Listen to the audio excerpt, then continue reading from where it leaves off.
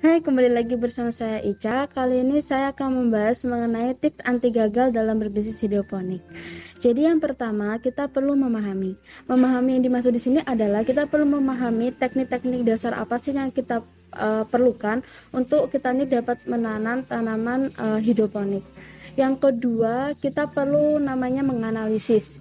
Jadi analisis ini kita perlu menganalisis tanaman apa saja sih yang cocok kita pakai untuk di daerah kita. Misalnya kita nih mau buka bisnis ini di daerah Salatiga ya.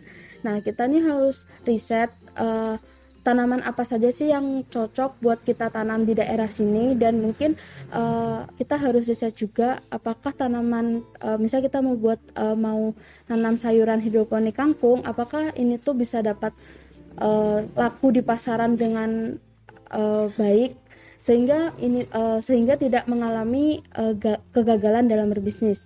Yang ketiga yaitu kita perlu adanya ketekunan, keuletan, dan juga kesabaran. Jadi semua itu butuh proses, gak bisa yang instan.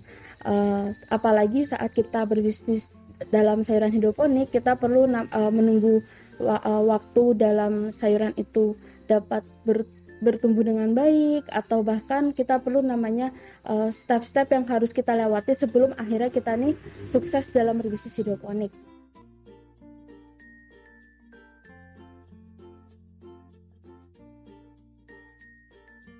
Jadi yang keempat itu kita perlu memperhatikan ppm, pH, dan juga kelembapan dalam tanaman.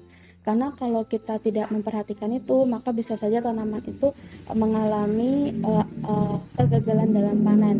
Kemudian yang terakhir, kita perlu adanya pengendalian hama. Jadi di dalam kita melakukan berbisnis pertanian, pasti salah satu resikonya yaitu adanya hama. Mungkin kalau dalam sayuran hidroponik tidak begitu banyak, tapi kita tetap perlu adanya pengendalian hama sehingga sehingga sayuran hidroponik itu tidak mengalami gagal panen atau bisa dijual dengan kualitas yang baik kepada konsumen. Sekian penjelasan saya mengenai tips anti gagal dalam berbisnis.